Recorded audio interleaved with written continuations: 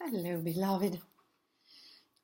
Your lesson today is God is the mind with which I think. We are glad that you went for your walk. That is important. The embodiment of the lessons. It is so easy for what is read to go into the mind, into the head, and to end up in a swirl of thinking, figuring, sort of intellectualizing. And then that often leads human beings to thinking they know or believing they know. But when you begin to take knowledge into your body, it helps. It helps. It is not all, but because there are many who consider themselves embodied, but the embodiment is of what you would call the ego. It is arrogant. It is not humble. It is not deeply connected to God, to the divine being, the divine spark that is within each and all, not only of humans, but of all that exists, all that is, all in creation and beyond. And so, this idea that God is the mind with which you think, it is a bit of a challenge for the everyday mind, because the everyday mind with which you think is very rarely the mind of God. It is more the mind of commentary, more the mind of survival, more the mind of protection. And none of these things come from God. And so it is difficult, this idea, mind of God, mind of self. What self is being spoken of? What does mind mean? Humans tend to think of mind as being the accumulated, acculturated, taught, trained in ways of thinking, skills, and beliefs. Where the mind of God is something else entirely. It is an expansiveness of presence, of being, that does not always think in words, or actually doesn't think in words. Because when we try to translate, we are attempting to translate into words and concepts and images and stories that will bring to you a spark, an experience of truth, of the mind of God, which is open, expansive, loving, and always coming forth like a wave from the heart of the ocean, like the heartbeat pumping the blood that feeds the body, the fundamental nourishment of all being, of all life, with the big L, is what is the mind and heart of God. And they are one. They are one. Only in humans is the mind separated from the heart. They are not separate. Not in God, not in creation, not in being. They are one, and they cannot contradict one another. That is why so often we say to follow your heart when your heart tells you that the response is loving.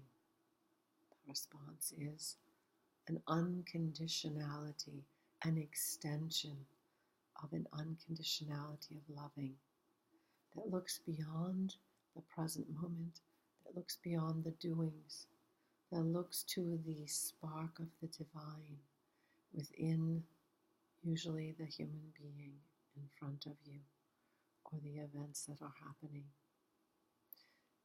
oftentimes people utilize, and it can be useful, to see someone who has hurt them or is hurting others or is hurting themselves as wounded, to see the wound as a vehicle, a pathway to forgiveness, to understanding that this person is simply thrashing in pain and panic and struggle. And that can be helpful, but it is not taking it the whole way. It is not seeing that beyond the pain and beyond the struggle and beyond the thrashing is a human being, a being that is imprinted, implanted, seated, and graced with the wholeness of God, a spark that is also the hologram of the whole. And that is the truth of this person, not the struggle and the pain. And that when you're able to have compassion for the struggle and the pain and look through and beyond to that divine light that is the truth of that person, you are remembering for them. You are remembering them. You are bringing them back together in your mind, which in that moment is the mind of God, because God is always remembering you as the one that you truly are. And so that is the real gift. That is the healing. That is the forgiveness. Not only for them, but for you. Because when you remember another human being in this way, you remember yourself. And you forgive yourself for your struggles and your pain and your lashings out as they seem to be. And so you are never doing it for another. You are only ever doing it for yourself in that human sense. Because any time that you think of yourself as doing it for another, that clicks in the ego, that clicks in the arrogance. And any time you fall out of humbleness, you have fallen away from God.